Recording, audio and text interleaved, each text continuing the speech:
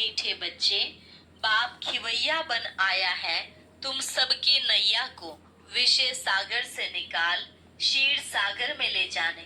अभी तुमको इस पार से उस पार जाना है। प्रश्न, तुम बच्चे हरेक का पाठ देखते हुए किसकी भी निंदा नहीं कर सकते हो, क्यों?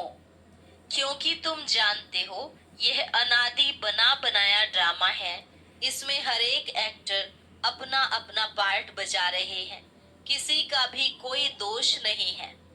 यह भक्ति मार्ग भी फिर से पास होना है, इसमें जरा भी चेंज नहीं हो सकती। दूसरा प्रश्न, किन दो शब्दों में सारे चक्र का ज्ञान समाया हुआ है? उत्तर, आज और कल। कल हम सतयुग में थे, आज 84 जन्मों का चक्र लगाकर नर्क में पहुंचे, कल फिर स्वर्ग में जाएंगे। ओम शांति। अब बच्चे सामने बैठे हैं, जहां से आते हैं वहां अपने सेंटर्स पर जब रहते हैं तो वहां ऐसे नहीं समझेंगे कि हम ऊंच ते ऊंच बाबा के सम्मुख बैठे हैं। वही हमारा टीचर भी है, वही हमारी नैया को पार लगाने वाला है, जिसको ही गुरु कहते हैं। यहाँ तुम समझते हो हम सम्मुख बैठे हैं, हमको इस विषय सागर से निकाल क्षीर सागर में ले जाते हैं। पार ले जाने वाला बाप भी सम्मुख बैठा है। वह एक ही शिव बाप की आत्मा है, जिसको ही सुप्रीम अथवा ऊंच ते ऊंच भगवान कहा जाता है। अभी तुम बच्चे समझते हो हम ऊंच ते ऊंच भगवान शिव बाबा के सामने बैठे हैं। वह इसमें ब्रह्मा तन में बैठे हैं, वह तुमको पार भी पहुंचाते हैं। उनको रथ भी जरूर चाहिए ना, नहीं तो श्रीमत कैसे दें? अभी तुम बच्चों को निश्चय है बाबा हमारा बाबा भी है, टीचर भी है, पार ले जाने वाला भी है। अभी हम आत्माएं अपने घर शांति धाम में जाने वाली हैं। वह बाबा हमको रास्ता बता रहे हैं। वहाँ सेंटर्स पर बैठने और यहाँ सम्मुख बैठने में रात दिन का फर्क है। वहाँ ऐसे नहीं समझेंगे कि हम सम्मुख बैठे हैं। यहाँ यह महसूस आती है। अभी हम पुरुषार्थ कर रहे हैं, पुरुषार्थ कराने वाले को खुशी रहेगी। अभी हम पावन बनकर घर जा रहे हैं। जैसे नाटक के एक्टर्स होते हैं तो समझते हैं अब नाटक पूरा हुआ, अभी बाप आए हैं हम आत्माओं को ले जाने। यह भी समझाते हैं तुम घर कैसे जा सकते हो। वह बाप भी है, नैया को पार करने वाला खिवैया भी है। वह लोग भलगाते हैं, परंतु समझ से कुछ भी नहीं है कि नैया किसको कहा जाता है। क्या वह शरीर को ले जाएगा? अभी तुम बच्चे जानते हो हमारी आत्मा को पार ले जाते हैं। अभी आत्मा इस शरीर के साथ वैशाल्य में विषय वैतरणी नदी में पड़ी है। हम असुल रहवासी शांति धाम के थे। हमको पार ले जाने वाला अर्थात घर ले जाने वाला बाप मिला है। तुम्हारी राजधानी थी जो माया रावण ने सारी छीन ली है, वह राजधानी फिर जरूर लेनी है। बेहद का बाप कहते हैं बच्चों, अब अपने घर को याद करो। वहां जाकर फिर क्षीर सागर में आना है।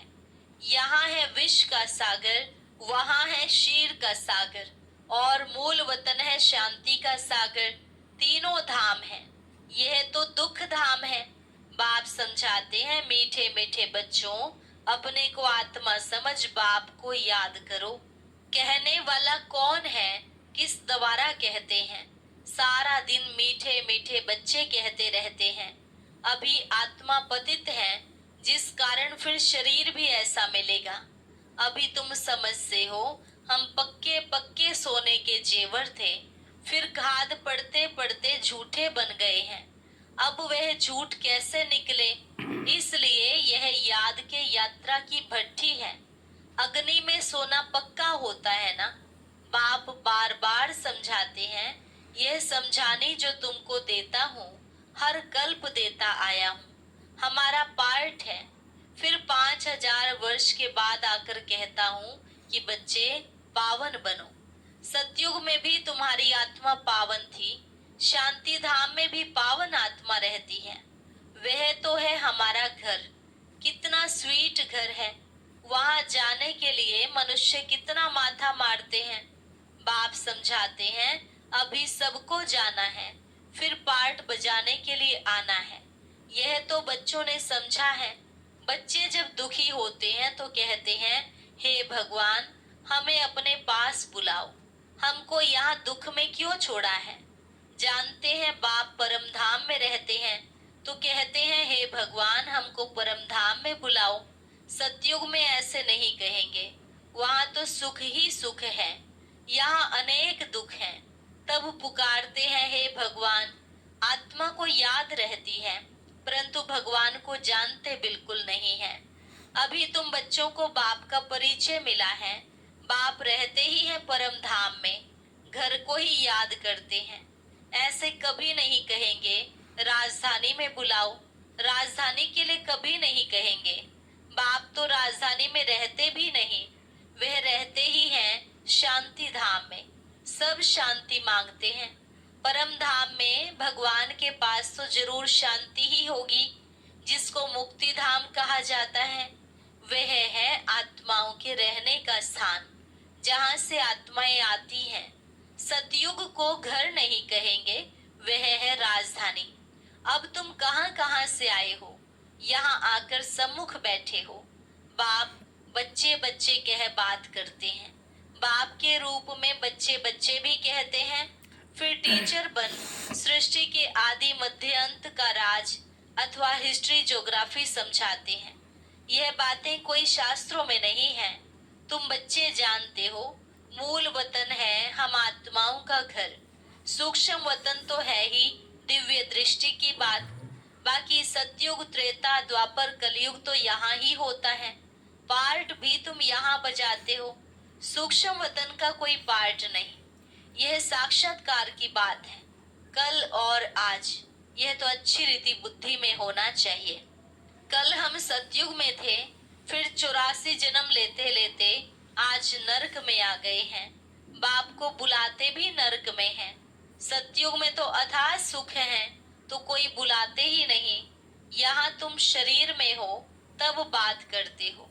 बाप भी कहते हैं, मैं जानी जाननहार हूँ, अर्थात सृष्टि के आदि मध्यंत को जानता हूँ, परंतु सुनाऊं कैसे। विचार की बात है ना, इसलिए लिखा हुआ है बाप रथ लेते हैं। कहते हैं मेरा जन्म तुम्हारे सदृश नहीं है, मैं इसमें प्रवेश करता हूँ। रथ का भी परिचय देते हैं। यह आत्मा भी नाम रूप धारण करते करते तमो प्रधान बन गई है। इस समय सब छोरे हैं, क्योंकि बाप को जानते नहीं हैं। तो सब छोरे और छोरियां हो गए, आपस में लड़ते हैं। तो कहते हैं ना, छोरे छोरियां लड़ते क्यों हो। तो बाप कहते हैं, मुझे तो सब भूल गए हैं। आत्मा ही कहती है छोरे छोरियां। लौकिक बाप भी ऐसे कहते हैं, बेहद का बाप भी कहते हैं, छोरे छोरियां यह हाल क्यों हुआ है। कोई धनी धोनी है। तुमको बेहद का बाप जो स्वर्ग का मालिक बनाते हैं, जिसको तुम आधा कल्प से पुकारते आए हो, उनके लिए ही कहते हो ठिक्कर भीतर में है। बाप अब सम्मुख बैठ समझाते हैं। अभी तुम बच्चे समझते हो, हम बाबा के पास आए हैं। यह बाबा ही हमको पढ़ाते हैं, हमारी नैया पार करते हैं। क्योंकि यह नैया बहुत पुरानी हो गई है, तो कहते हैं इनको पार लगाओ, फिर हमको नई दो। पुरानी नैया खौफनाक होती है। कहा रास्ते में टूट पड़े, एक्सीडेंट हो जाए, तो तुम कहते हो हमारी नैया पुरानी हो गई है, अब हमें नई दो। इनको वस्त्र भी कहते हैं, नैया भी कहते हैं। बच्चे कहते, बाबा हमको तो ऐसे लक्ष्मी नारायण जैसे वस्त्र चाहिए। बाप कहते हैं, मीठे मीठे बच्चों, स्वर्गवासी बनना चाहते हो। हर 5000 वर्ष बाद तुम्हारे यह कपड़े पुराने होते हैं, फिर नया देता हूँ। यह है आसुरी चोला। आत्मा भी आसुरी है। मनुष्य गरीब होगा तो कपड़े भी गरीबी के पहनेंगे, साहूकार होगा तो कपड़े भी साहूकारी के पहनेंगे। यह बातें अभी तुम जानते हो। यहाँ तुमको नशा चढ़ता है कि हम किसके सामने बैठे हैं। सेंटर्स पर बैठते हो तो वहां तुमको यह भासना नहीं आएगी। यहाँ सम्मुख होने से खुशी होती है, क्योंकि बाप डायरेक्ट बैठ समझाते हैं। वहां कोई समझाएगा तो बुद्धि योग कहाँ कहाँ भागता रहेगा। कहते हैं ना, गोरख धंधे में फंसे रहते हैं, फुर्सत कहाँ मिलती है। मैं तुमको समझा रहा हूँ, तुम भी समझते हो। बाबा इस मुख द्वारा हमको समझाते हैं। इस मुख की भी कितनी महिमा है। गौमुख से अमृत पीने के लिए कहाँ कहाँ जाकर धक्के खाते हैं, कितनी मेहनत से जाते हैं। मनुष्य समझते ही नहीं कि यह गौमुख क्या है। कितने बड़े समझदार मनुष्य वहां जाते हैं। इसमें फायदा क्या, और ही टाइम वेस्ट होता है। बाबा कहते हैं यह सूर्यास्त आदि क्या देखेंगे, फायदा तो इनमें कुछ नहीं। फायदा होता ही है पढ़ाई में। गीता में पढ़ाई है ना। गीता में कोई भी हठ योग आदि की बात नहीं, उसमें तो राजयोग है। तुम आते भी हो राजाई लेने के लिए। तुम जानते हो इस आसुरी दुनिया में तो कितने लड़ाई झगड़े आदि हैं। बाबा तो हमको योग बल से पावन बनाए विश्व का मालिक बना देते हैं।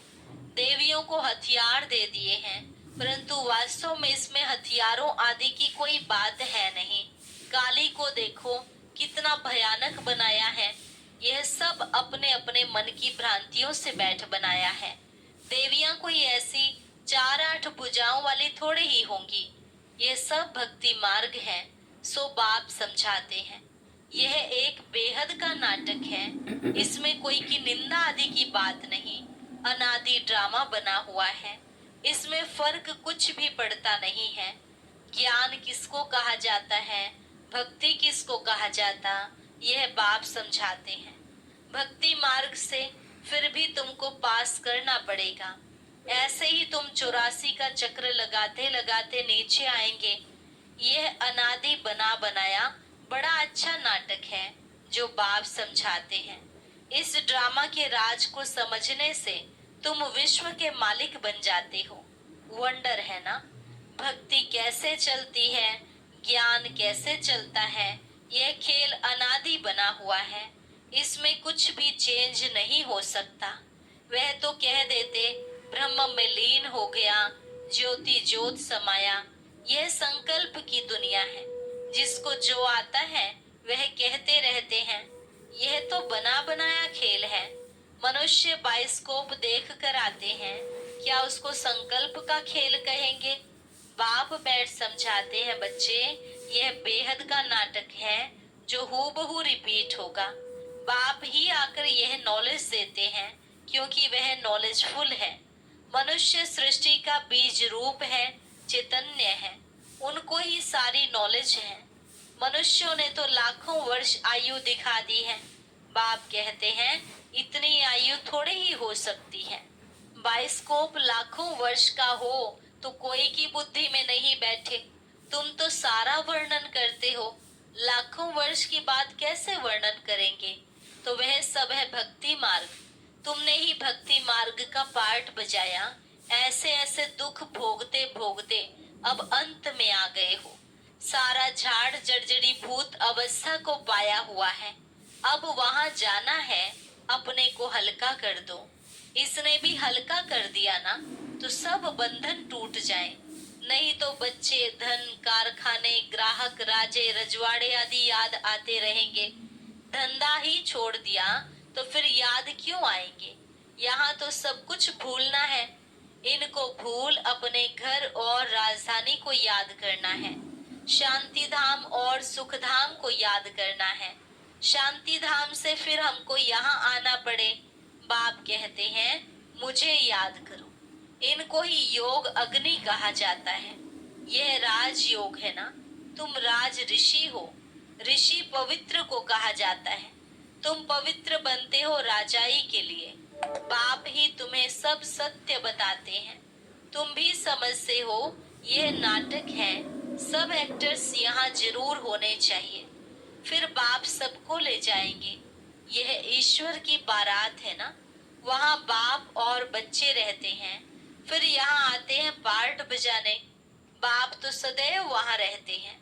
मुझे याद ही दुख में करते हैं, वहां फिर मैं क्या करूंगा। तुमको शांति धाम सुख धाम में भेजा, बाकी क्या चाहिए। तुम सुख धाम में थे, बाकी सब आत्माएं शांति धाम में थी। फिर नंबरवार आते गए, नाटक आकर पूरा हुआ। बाप कहते हैं बच्चे, अब गफलत मत करो, पावन तो जरूर बनना है। बाप कहते हैं यह वही ड्रामानुसार पार्ट बज रहा है, तुम्हारे लिए ड्रामानुसार मैं कल्प कल्प आता हूँ। नई दुनिया में अब चलना है ना। अच्छा, मीठे मीठे सिकिलधे बच्चों प्रति माता पिता बाप दादा का याद प्यार और गुड मॉर्निंग। रूहानी बाप की रूहानी बच्चों को नमस्ते। रूहानी बच्चों की रूहानी बाप दादा को नमस्ते नमस्ते, गुड मॉर्निंग। धारणा के लिए मुख्य सार। पहली पॉइंट, अब यह झाड़ पुराना जर्जरी भूत हो गया है, आत्मा को वापस घर जाना है, इसलिए अपने को सब बंधनों से मुक्त कर हल्का बना लेना है। यहाँ का सब कुछ बुद्धि से भूल जाना है। अनादि ड्रामा को बुद्धि में रख किसी भी पार्टधारी की निंदा नहीं करनी है। ड्रामा के राज को समझ विश्व का मालिक बनना है। वरदान, साइलेंस की शक्ति द्वारा आत्म शक्ति के उड़ान की तीव्र गति करने वाले विश्व परिवर्तक भव। साइलेंस की शक्ति द्वारा आत्म शक्ति के उड़ान की तीव्र गति करने वाले विश्व परिवर्तक भव। साइंस के साधनों की रफ्तार को साइंस द्वारा कट भी कर सकते हैं, पकड़ भी सकते हैं, लेकिन आत्मा की गति को अभी तक न कोई पकड़ सका है, न पकड़ सकता है। इसमें साइंस अपने को फेल समझती है। जहाँ साइंस फेल है, वहाँ साइलेंस की शक्ति से जो चाहो वो कर सकते हो। तो आत्म शक्ति की उड़ान तीव्र गति से करो। इस शक्ति से स्व परिवर्तन, चाहे किसी की वृत्ति का परिवर्तन, वायुमंडल का परिवर्तन कर विश्व परिवर्तक बन सकते हो। तीव्रता की निशानी है सोचा और हुआ। स्लोगन, शिक्षा दाता के साथ रहम दिल बन सहयोगी बनो। ओम शांति। आज दशहरे पर हम ज्ञान मोती में सुनेंगे कि जीवन मुक्त स्थिति का अनुभव कैसे करना है। उसके लिए ऊपर दिए गए बॉक्स पर क्लिक करें।